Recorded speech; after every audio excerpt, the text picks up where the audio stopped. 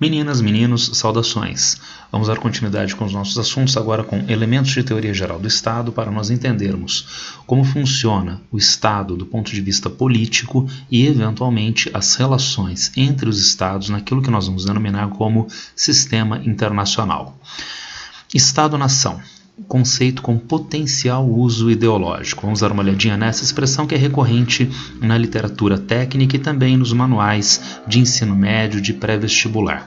Temos uma palavra, uma expressão binomial, de um lado Estado, do outro lado nação, então elas estão unidas, uma expressão binomial, e ela acaba carregando esta potencialidade de ideologia. Vejamos isto através da sua análise, através da sua decomposição. Primeiro, a primeira parte da expressão Estado. E o que é o Estado do ponto de vista da teoria geral do Estado? Uma instituição político-jurídica. O Estado, para ser Estado, tem que ser dotado de os ditos 3 elementos constituintes, elementos essenciais do Estado. Território, então é a base junto à qual está assentado o dito Estado. Esta base é um território físico continental, tendo então um espaço aéreo sobre esta região, que também faz parte do território estatal, e potencialmente um mar territorial. Há países que são interiores, o caso do Paraguai, o caso da Bolívia, não tem mar territorial, mas havendo litoral também há uma área de soberania, a gente já vai ver na sequência, territorial do Estado junto a essas áreas oceânicas. Então, território que é continental, assim como o espaço aéreo e potencialmente o mar territorial à sua volta.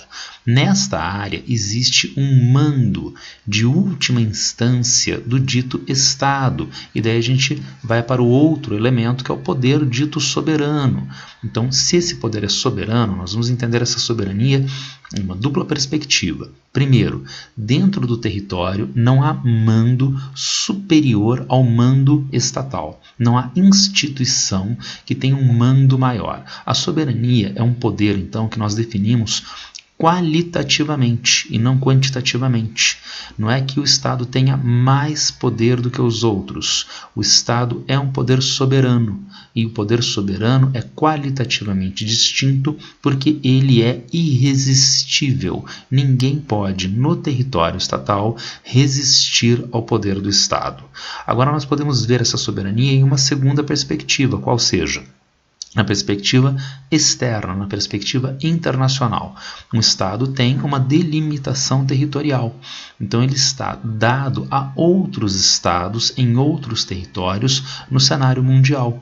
Se um país é dito soberano, então nós vamos reconhecer que os demais ditos pares estatais reconhecem este como um país, reconhecem este como um país soberano.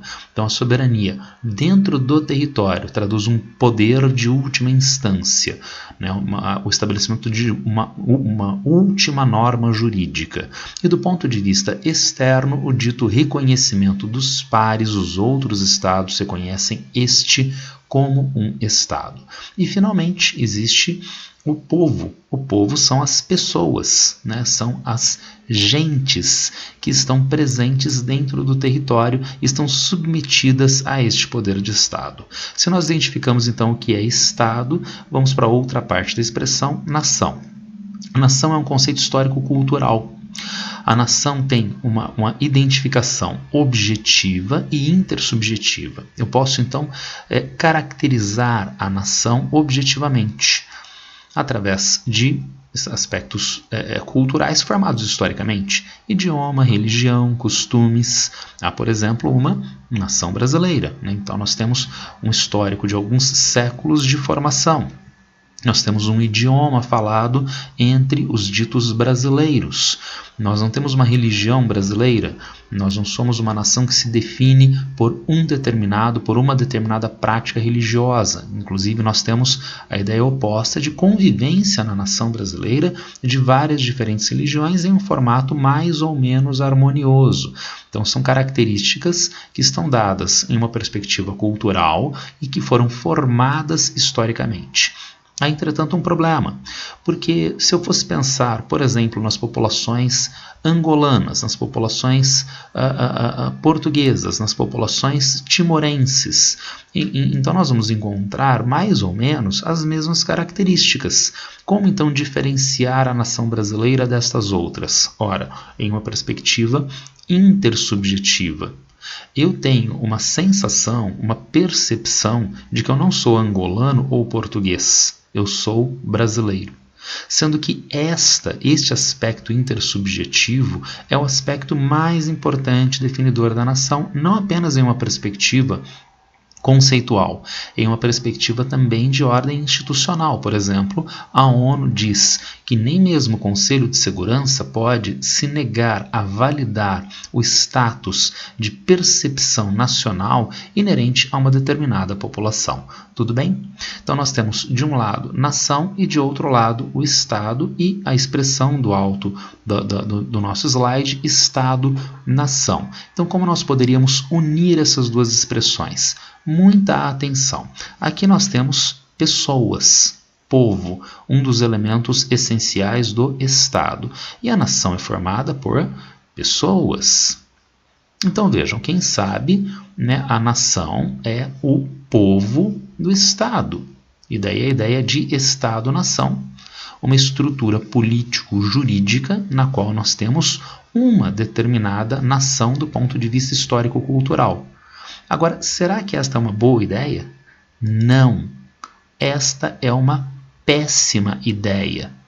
Então, o Estado não é dotado de apenas uma modalidade de gentes formadas do ponto de vista histórico-cultural. Isto é um ideal de fundo nazifascista, mais especificamente nazista. Então, existe um Estado alemão onde existe um Estado alemão nazista, onde existem pessoas que são arianas, germânicas, que são de uma nação, né? Não, né? Essa é uma ideia louca e que levou o mundo a um cenário dantesco em meados do século XX. Para reforçar que esta é uma ideia errada, vejamos, o que é então este povo, se ele não for a nação pensada do ponto de vista histórico-cultural? Mas é tão óbvio, né? Porque se o Estado é um conceito político-jurídico, então este povo são as pessoas mantidas em uma relação jurídica duradoura com o aparelho de Estado. Relação jurídica duradoura. Então vejam vocês, eu faço parte do povo brasileiro nessa perspectiva político-jurídica, porque eu tenho meu CPF, meu RG, eu tenho meu título de eleitor. Se eu for viajar para um outro país, é o Estado brasileiro que me autoriza ou não através da emissão de passaporte e assim sucessivamente. Então eu faço parte do povo brasileiro pensado nessa perspectiva jurídica. Haveria então outros povos. A gente pode pensar no povo americano nessa perspectiva político-jurídica, as pessoas que estão numa relação duradoura com a estrutura de poder estatal dos Estados Unidos, assim como um povo britânico, um povo japonês, um povo russo e assim sucessivamente. Agora vejam vocês, dentro de um mesmo estado nós podemos ter vários povos. Vejam que eu coloquei a palavra povo entre aspas, povos entre aspas, porque aqui eu estou colocando o povo dentro do que no slide anterior nós denominamos nação. Há uma certa fluidez, mesmo na literatura técnica, há uma certa fluidez entre essas expressões.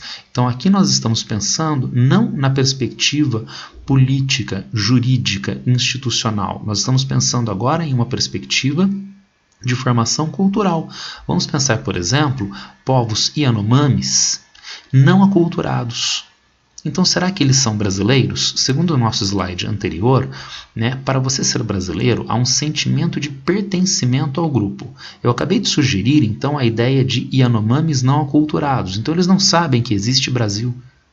Então, como é que eles poderiam ser brasileiros em uma perspectiva histórico-cultural? Ora, eles não são. e eles também não compartilham o idioma português e assim sucessivamente. Então, dentro do Brasil há inúmeros diferentes ditos povos, por exemplo, indígenas, dentro dessa perspectiva de formação histórico-cultural. Assim como no Canadá existem os Inuits, assim como na Rússia existem os Samoyedos, e assim sucessivamente. Tudo bem? Agora vejam, o Yanomami talvez não saiba que exista Brasil, mas eu sei. E existe uma instituição chamada Estado Brasileiro, que nós vimos no slide anterior, está assentado em um território estatal. Se este Yanomami, que não sabe que existe Brasil, está no Estado brasileiro, está no território brasileiro, então quem é a instância política que tem mando sobre esse Yanomami? E lembrem-se, o Estado brasileiro é um Estado organizado democraticamente. É um Estado que valida direitos humanos através de direitos fundamentais previstos constitucionalmente. Então, o Estado brasileiro tem a obrigação de salvaguardar os direitos deste dito Yanomami não aculturado. Ele pode não saber disto, mas o Estado brasileiro tem esta obrigação para com ele. Tudo bem? Se nós entendemos essa distinção, então resta ainda uma pergunta. Por que se há no Brasil Yanomamis? Por que se há Inuits no Canadá? Por que eles não se separam dessas bases territoriais estatais maiores e constituem um estado para si, um estado Yanomami e um estado Inuit? Bom, essa pergunta já foi respondida, na verdade, porque, segundo o nosso slide anterior, a ideia de uma nação dentro de um estado, uma nação do ponto de vista histórico-cultural dentro de um determinado território estatal, é uma ideia de fundo nazista. Então isso não existe, na verdade. Então não precisa existir e na prática dificilmente pode existir. Agora, para responder mais objetivamente, vejam, quantos são os Yanomamis no Brasil? Quantos são os tibetanos na China? Então, será que existe uma quantidade de pessoas que daria validade do ponto de vista das relações de força, das relações políticas, a um processo independentista? A resposta é não nesses dois casos. E, consequentemente, não há uma praticidade em força para que haja independência. Entretanto, eu não quero frisar apenas o aspecto de força, o aspecto autoritário do Estado. Pode haver, vejam, ausência de ideologias independentistas e, ao contrário, em políticas inclusivas. É o caso, por exemplo, do Canadá. Vamos deixar os Inuits de lado por um instante, vamos pensar nos descendentes de franceses e os descendentes de ingleses do Canadá. Então, um fala um idioma e outro fala outro. Mas qual é o idioma oficial do Canadá? É inglês da maioria da população ou é francês? De aproximadamente 20, 25% das pessoas canadenses que habitam principalmente a província de Quebec. São os dois idiomas. Então, o Canadá tem os dois idiomas como idiomas oficiais. Isto é uma política de fundo inclusivo. Então você tem uma formação histórico-cultural e fala o idioma francês e o outro fala inglês, não tem problema. Do ponto de vista político, os dois cabem, os dois podem coexistir dentro de um ambiente político institucional maior chamado Estado canadense. Então, quanto mais essas políticas inclusivas são bem-sucedidas, mais então podem existir grupos formados historicamente de maneira diferente dentro do território estatal e de maneira relativamente harmoniosa. Tudo bem? Então entendemos a ideia de Estado, vimos que no Estado não precisa haver apenas uma nação do ponto de vista histórico-cultural, podem existir inúmeras nações do ponto de vista histórico-cultural, e se esse Estado é organizado democraticamente, se esse Estado valida direitos humanos através de direitos constitucionais fundamentais, então esse Estado pode ter uma convivência harmoniosa entre esses diferentes grupos. Entendimento do sistema internacional.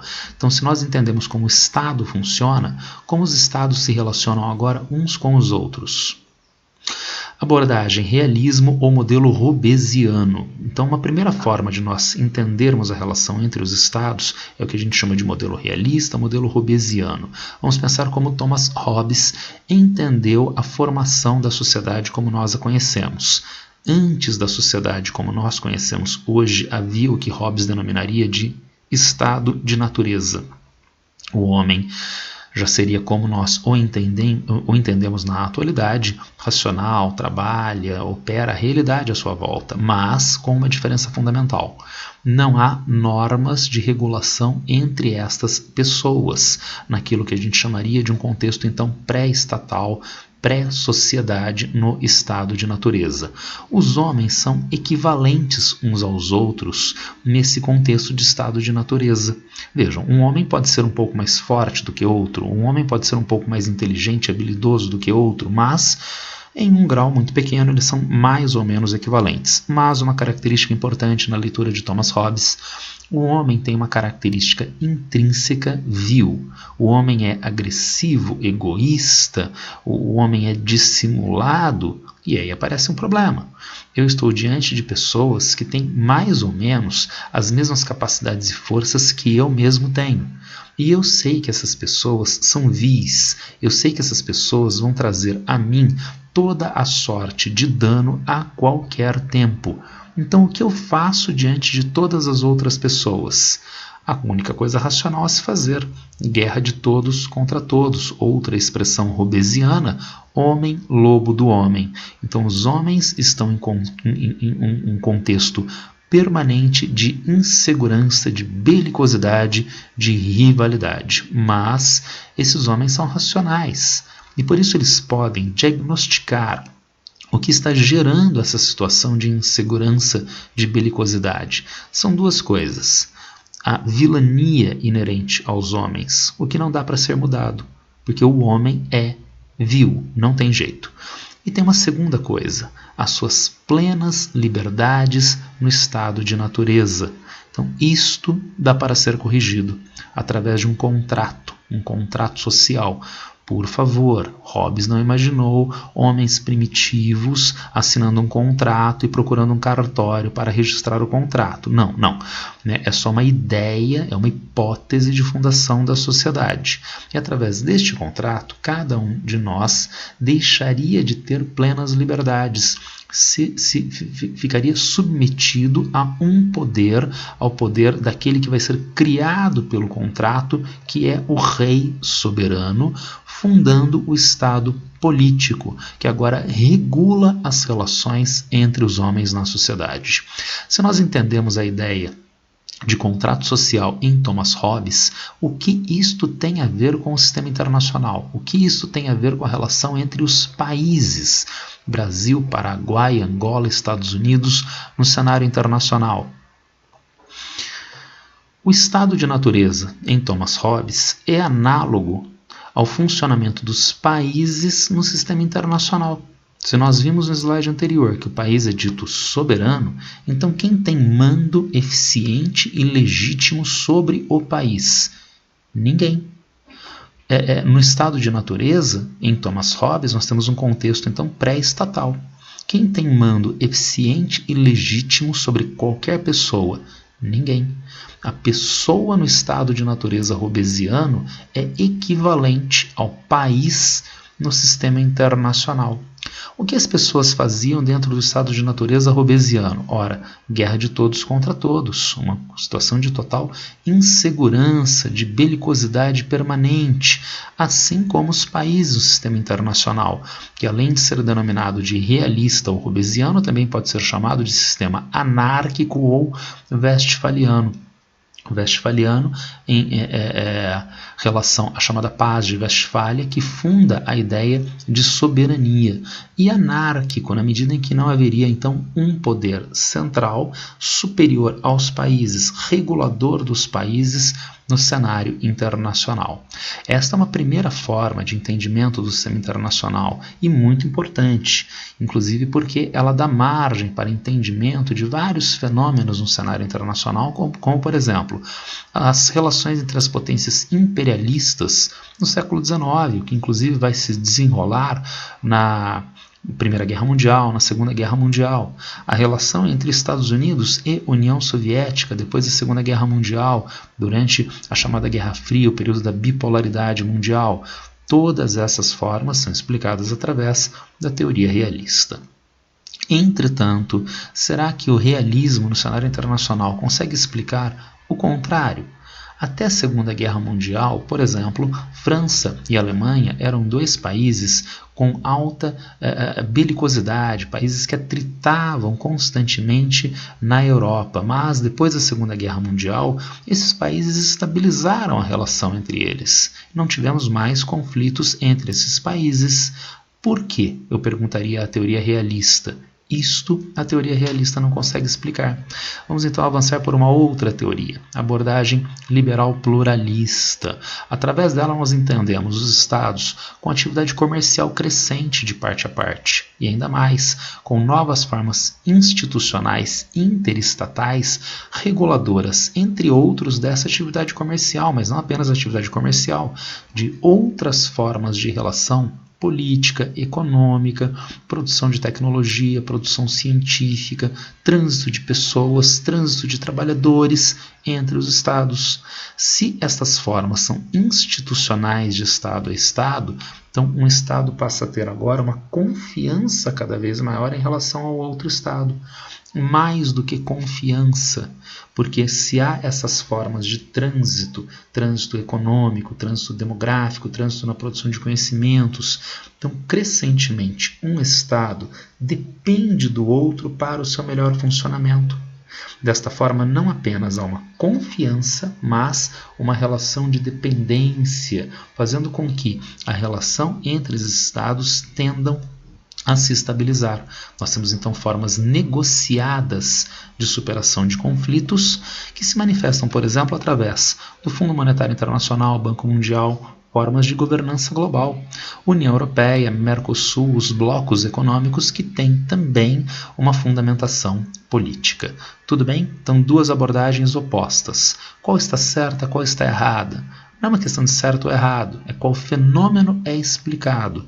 Então nós temos a Guerra Fria, a relação entre Estados Unidos e União Soviética, pautada por uma lógica do realismo hobbesiano.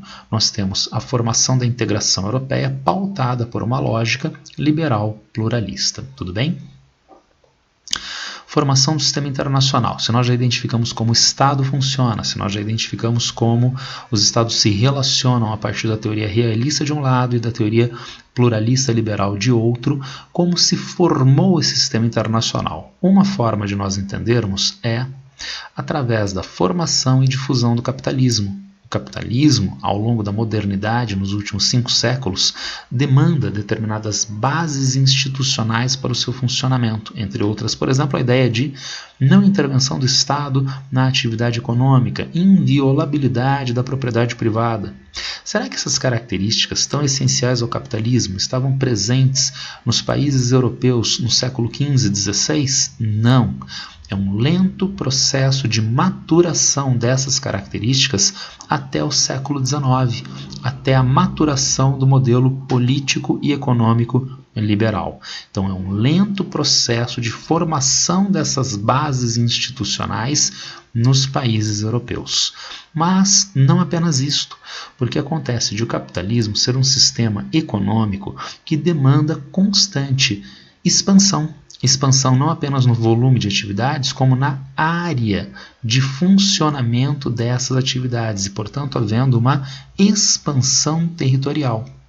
Porém, para onde o capitalismo vai? Será que existem estas bases institucionais? Não necessariamente. E ainda mais, o capitalismo que está migrando é um capitalismo de que nação, de que estado, de qual país? É um capitalismo britânico, é um capitalismo francês.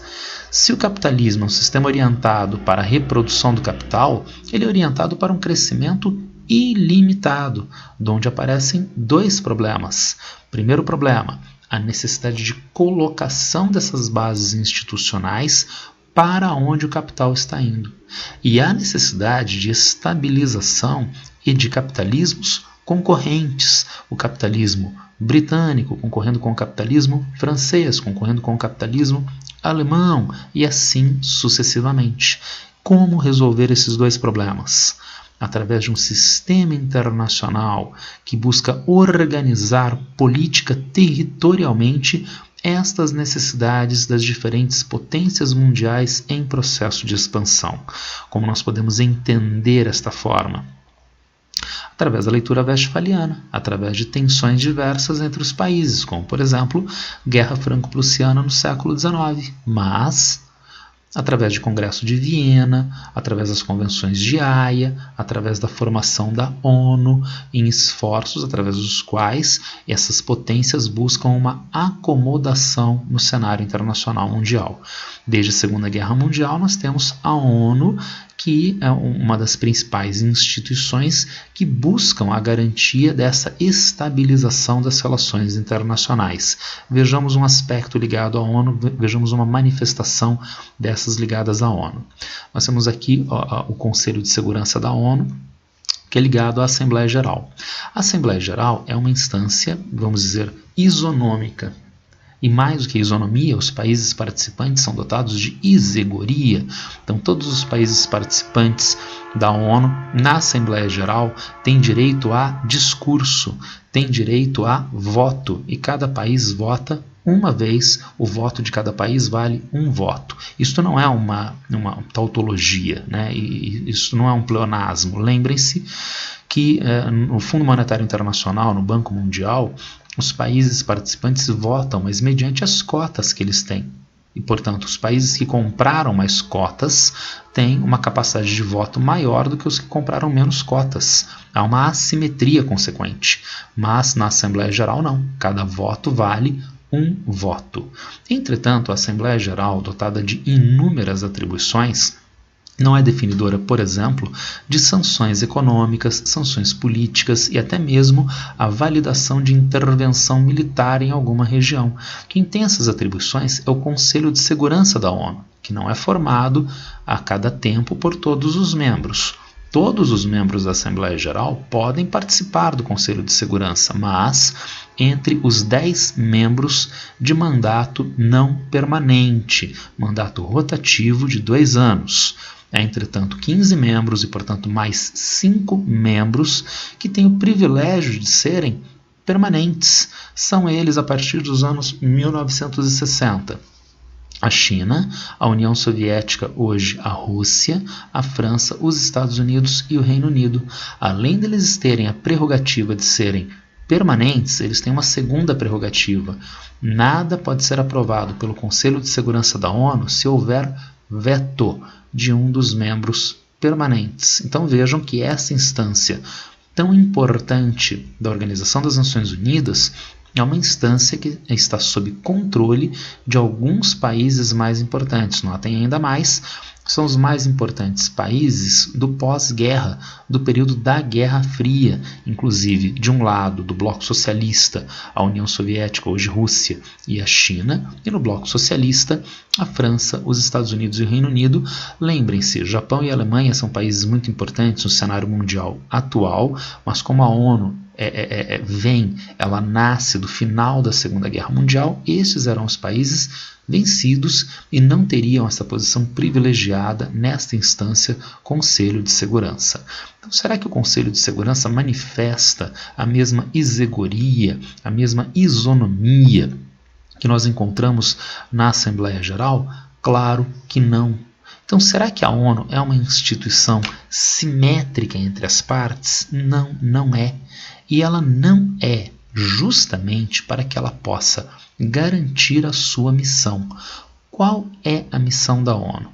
É alardeado, é alegado que a ONU tem a missão de garantir a paz mundial. Há pelo menos 2 problemas nessa expressão. Primeiro, eu não sei definir exatamente o que é paz mundial. É uma expressão muito bonita, ela tem um forte valor de marketing, mas eu não sei objetivamente o que é paz mundial. Segundo, eu sei o que não é paz. Guerra do Vietnã, ocupação militar da União Soviética sobre o Afeganistão, guerra do Iraque, antes dela, guerra do Golfo. Tudo isso mostra que não há paz mundial. Então, será que a ONU não consegue manter uma missão que ela mesma se atribui, inclusive de uma maneira tão vaga, a ideia de paz mundial? Vamos pensar de uma outra forma. Ao invés de paz mundial, ordem mundial.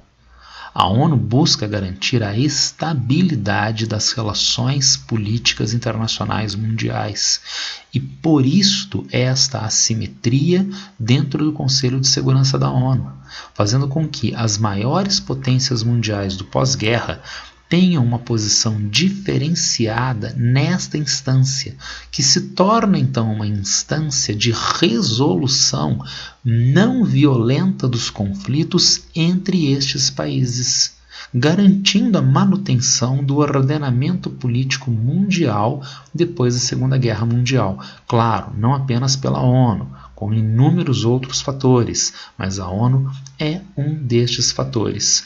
Vamos reforçar isso em uma dupla perspectiva. Primeiro, histórica. Antes da ONU nós tínhamos a Liga das Nações, mas a Liga das Nações conseguiu garantir a ordem mundial? Não. E uma prova disso se chama Segunda Guerra Mundial, que coloca fim à ordem imperialista multipolar enraizada no século XIX, fundando a nova ordem da dita Guerra Fria. Durante a vigência da ONU, houve algum grande conflito entre as maiores potências mundiais, entre os membros permanentes do Conselho de Segurança da ONU? Não houve. Então ela contribui sim, significativamente, para a estabilização da relação política entre esses países. Uma segunda perspectiva de análise. O TNP, Tratado de Não Proliferação de Armas Nucleares, que foi firmado em 1968. Agora, o que pressupõe o TNP? Primeiro, quem tem armas nucleares deveria, o futuro do pretérito é ótimo, banir esses arsenais. Mas quem tem, nunca baniu. Quem não tem armas nucleares não deve vir a tê-las. E vejam, as armas nucleares são armas diferenciadas. É só nós lembrarmos dos lamentáveis episódios de Hiroshima e Nagasaki, quando um artefato nuclear, hoje considerado de pequeno dano, vai destruir imediatamente uma cidade inteira, a outra cidade eventualmente. Então são artefatos militares diferenciados. Quem os possui tem um diferencial, frente aos outros países. Agora, quem o TNP diz que pode ter armas nucleares, mas deveria se abster desses arsenais? Vejam, coincidentemente, eu estou sendo irônico, nada coincidentemente, os membros permanentes do Conselho de Segurança da ONU, China, a Rússia, a União Soviética, a Rússia, a França, os Estados Unidos e o Reino Unido, e os demais não podem vir a tê-los. Ainda mais, o TNP pressupõe que quem tem os 5 membros permanentes do Conselho de Segurança da ONU não podem vender armas nucleares e não podem vender tecnologia para a produção de armas nucleares para outros países. Vejam, se um país como a França tem armas nucleares, mas ela vende tecnologia, ela vende armas nucleares para antigas colônias na África e na Ásia. Então a França se colocaria acima dos outros países do Conselho de Segurança da ONU no que diz respeito à estratégia militar com essas armas tão diferenciadas. Isso causaria uma instabilidade entre estas potências. Não. Entre elas, uma situação de relativa confiança e equivalência com vistas à garantia do ordenamento político mundial. Então, assim que seria mais interessante de se pensar a ONU e o Conselho de Segurança. A ONU é totalmente isonômica entre as partes? Não é. E ela não é justamente para que ela possa garantir a sua missão. Qual é a sua missão? Paz mundial? Não, eu não sei o que é isto. É garantir e se esforçar pela manutenção da ordem mundial, o que através desta assimetria ela conseguiu fazer, criando um ambiente, o Conselho de Segurança, um ambiente de resolução não violenta dos conflitos entre as maiores potências mundiais. Tudo bem? Era a nossa introdução ao sistema internacional. Nas próximas aulas nós vamos dar continuidade no entendimento da divisão regional do mundo, de questões geopolíticas inerentes às diferentes partes do planeta. Se alguém ainda tiver alguma dúvida, alguma pergunta, por favor, me acessa nas redes sociais. Abraço para todo mundo e boa sorte!